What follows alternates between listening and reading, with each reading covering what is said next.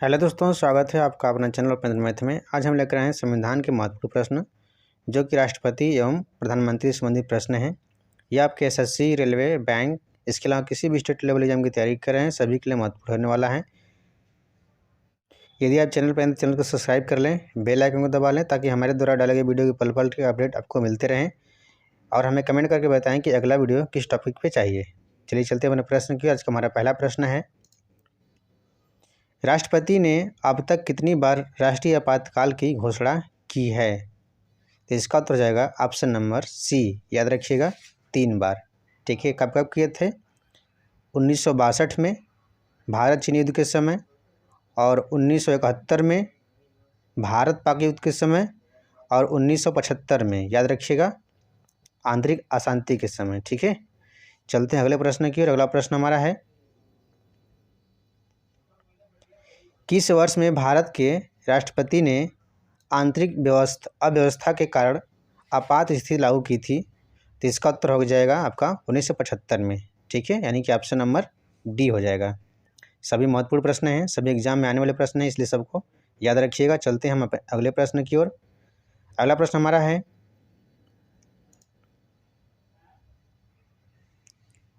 संवैधानिक प्रणाली के असफल हो जाने पर किस राज्य में राष्ट्रपति शासन संविधान की किस धारा के अंतर्गत लागू किया जाता है? तो इसका उत्तर हो जाएगा ऑप्शन नंबर बी, यानी कि 356 के तहत। ठीक है, याद रखिएगा।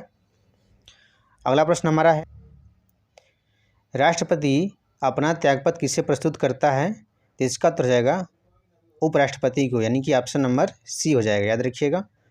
अगला प्रश्न हमारा है, यदि राष्ट्रपति त्यागपत्र देना चाहे तो वह अपना त्यागपत्र किसे संबोधित करेगा? तो इसका भी उत्तर हो जाएगा उपराष्ट्रपति को, यानी कि ऑप्शन नंबर सी हो जाएगा। अगला प्रश्न हमारा है, यदि राष्ट्रपति अपने पद से त्यागपत्र देना चाहे तो वह किसे लिखकर ऐसा कर सकते हैं? तो इसका उत्तर हो जाएगा ऑप्शन नंबर सी, यानी कि उपराष्ट्रपति को, याद रखिएगा। अगला प्रश्न हमारा है,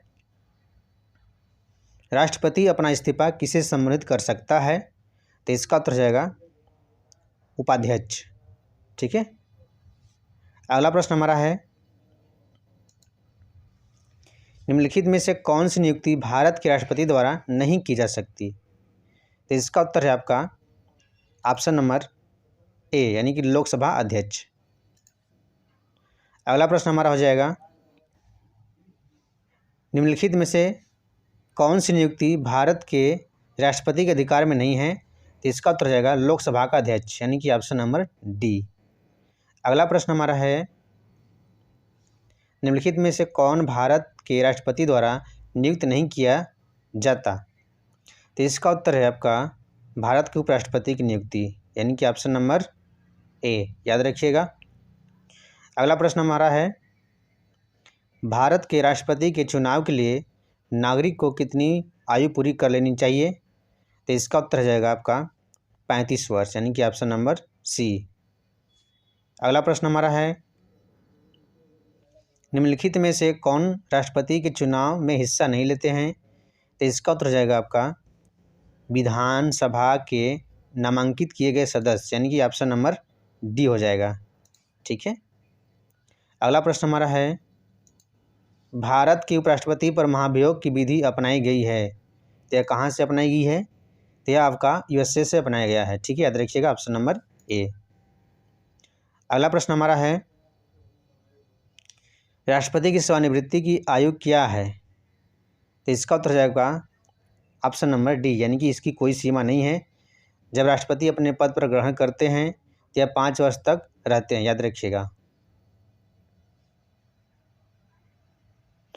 अगला प्रश्न हमारा है, भारत के राष्ट्रपति पद के लिए निर्धारित अधिकतम आयु सीमा क्या है? तो इसका भी उत्तर हो जाएगा कोई अधिकतम आयु सीमा नहीं है, यानी कि ऑप्शन नंबर डी होगा। अगला प्रश्न हमारा है, संसद के दोनों सदनों का संयुक्त सत्र कौन बुला सकता है? तो यह राष्ट्रपति बुला सकता है, याद रखिएगा। यह अनुच्छेद 108 में दिया गया है। 108 के तहत संयुक्त अधिवेशन की अध्यक्षता लोकसभा अध्यक्ष करता है, याद रखिएगा। लोकसभा अध्यक्ष करता है। ठीक है, अगला प्रश्न हमारा है, संसद के दोनों सदनों के बीच गतिरोध की स्थिति में संयुक्त अधिवेशन की अध्यक्षता कौन करता है? तो संयुक्त अध्यक्षता कौन करता है? लोकसभा अध्यक्ष, यानी कि ऑप्शन नंबर सी, याद रखिएगा। अगला प्रश्न हमारा है, प्रत्येक 6 महीने में संसद की स्वीकृति लेकर राष्ट्रपति शासन अधिकतम कितने समय के लिए बढ़ाया जा सकता है? तो यह आपका 3 साल तक बढ़ाया जा सकता है, यानी कि ऑप्शन नंबर डी हो जाएगा। अगला प्रश्न हमारा है, संविधान में कितने प्रकार के आपातकालों का प्रावधान है? इसका उत्तर है ऑप्शन नंबर सी, यानी 3 प्रकार के आपातकालों का प्रावधान है। कौन कौन से हैं? तो 352, याद रखिएगा, अनुच्छेद 352। इसमें क्या होता है? इसमें राष्ट्रीय आपात लगता है, राष्ट्रीय आपात। उसके बाद 356 राष्ट्रपति शासन, राज्य में राष्ट्रपति शासन लगता है। ठीक है, उसके बाद आपका है अनुच्छेद 360 वित्तीय आपातकाल। ठीक है, याद रखिएगा। अगला प्रश्न हमारा है, भारत के राष्ट्रपति के पास आपात अधिकार हैं, कितने प्रकार के हैं? तो 3 प्रकार के हैं, ऑप्शन नंबर डी। ठीक है, कौन कौन से हैं? राष्ट्रीय आपातकाल, राष्ट्रपति शासन और वित्तीय आपातकाल। ठीक है, याद रखिएगा। अगला प्रश्न है, भारत में राष्ट्रपति कितनी बार वित्तीय आपात स्थिति की घोषणा कर चुके हैं? तो इसका उत्तर जाएगा ऑप्शन नंबर वित्तीय आपात की स्थिति। ठीक है, तो ये अभी कभी नहीं हुआ है। ठीक है, यानी कि ऑप्शन नंबर ए, याद रखिएगा। अगला प्रश्न है, राष्ट्रपति को किस अनुच्छेद के अंतर्गत यह अधिकार प्राप्त है कि वह वित्तीय आपातकाल लागू कर दें? वित्तीय आपातकाल। ठीक है, तो यह अनुच्छेद 360 के तहत, ऑप्शन नंबर ए, याद रखिएगा। अगला प्रश्न हमारा है, किस अनुच्छेद का उपयोग करके भारत के राष्ट्रपति वित्तीय आपातकाल को घोषित कर सकते हैं? अनुच्छेद 360, यानी कि ऑप्शन नंबर सी, याद रखिएगा। अगला प्रश्न है, वित्तीय आपात कितने समय के लिए लागू की जा सकती है? तो यह आपका कोई अधिकतम अवधि नहीं है, यानी कि ऑप्शन नंबर डी हो जाएगा। अगला प्रश्न हमारा है, निम्नलिखित में से कौन भारत में वित्तीय आपातकाल घोषित करता है? तो यह राष्ट्रपति करता है, यानी कि ऑप्शन नंबर ए हो जाएगा। अगला प्रश्न हमारा है, भारत में किस प्रकार की आपात स्थिति अभी तक केवल एक बार लागू की गई है? तो वह है आंतरिक आपात स्थिति, यानी कि ऑप्शन नंबर ए, याद रखिएगा। अगला प्रश्न है, भारत में स्वतंत्रता के बाद कितनी बार राष्ट्रीय आपातकाल लागू हो चुकी है? तो वह 3 बार हो चुकी है, याद रखिएगा। अगला प्रश्न है, निम्नलिखित में से कौन से जोड़े का सही मिलान किया गया है? तो यह आपका हो जाएगा एडीएम जबलपुर के आपातकाल में नागरिकों का अधिकार, यानी कि ऑप्शन नंबर बी हो जाएगा। ठीक है, याद रखिएगा। अगला प्रश्न है, भारत का राष्ट्रपति अपने पद पर पुनर्निर्वाचन के लिए कितनी बार खड़ा हो सकता है? तो यह जितनी बार चाहे उतनी बार खड़ा हो सकता है, ऑप्शन नंबर डी। अगला प्रश्न है, भारतीय संघ के राष्ट्रपति के पास वही संवैधानिक अधिकार है जो किसके पास है? तो ब्रिटिश राजा के पास है। ठीक है, यानी कि ऑप्शन नंबर ये हो जाएगा। अगला प्रश्न है, राष्ट्रपति का अध्यादेश कितनी अवधि के लिए लागू रहता है? तो यह 6 महीने के लिए होता है, ऑप्शन नंबर बी हो जाएगा। अगला प्रश्न है,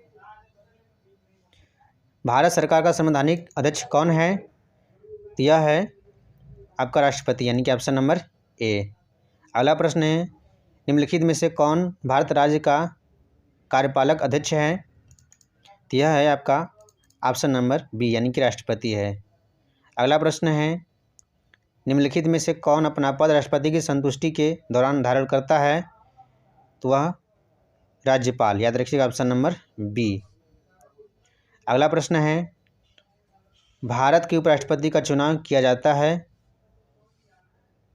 तो याद रखिएगा, इसका उत्तर हो जाएगा ऑप्शन नंबर ए, संसद के सदस्यों द्वारा। अगला प्रश्न है, भारत के उपराष्ट्रपति को निम्नलिखित में से किसके द्वारा चुना जाता है? तो यह संसद के सदस्यों द्वारा, यानी कि ऑप्शन नंबर ए हो जाएगा। अगला प्रश्न है, भारत के उपराष्ट्रपति के निर्वाचन के संबंध में कोई विवाद, तो इसका उत्तर हो जाएगा आपका उच्च न्यायालय में अवश्य फाइल किया जाना चाहिए, यानी कि ऑप्शन नंबर डी। अगला प्रश्न है, भारत के राष्ट्रपति को उनके कार्यकाल की समाप्ति से पूर्व महाभियोग करने के लिए किसकी अनुशंसा अनिवार्य है? तो हो जाएगा संसद के दोनों सदनों का, यानी कि ऑप्शन नंबर डी हो जाएगा। अगला प्रश्न हमारा है, भारत के राष्ट्रपति पर महाभियोग चलाया जा सकता है, तो इसका उत्तर है ऑप्शन नंबर डी, संसद के द्वारा। यह अनुच्छेद 61 में दिया गया है, याद रखिएगा। अगला प्रश्न है, संविधान के उल्लंघन के लिए राष्ट्रपति के विरुद्ध अभियोग कार्रवाई किसमें शुरू की जा सकती है? तो संसद के किसी भी सदन में, यानी कि ऑप्शन नंबर सी हो जाएगा। अगला प्रश्न है, भारत के उपराष्ट्रपति पर अभियोग किसके द्वारा लगाया जा सकता है? तो इसका उत्तर जाएगा ऑप्शन नंबर सी, राज्यसभा द्वारा। यह अनुच्छेद 67 के तहत 67 ख के तहत दिया गया है, ठीक है, याद रखिएगा। दोस्तों, आज का वीडियो कंप्लीट हुआ। यदि वीडियो पसंद है तो वीडियो को लाइक, शेयर और सब्सक्राइब जरूर करें और हमें कमेंट करके बताएं कि अगला वीडियो किस टॉपिक पे चाहिए। तो आज के लिए धन्यवाद।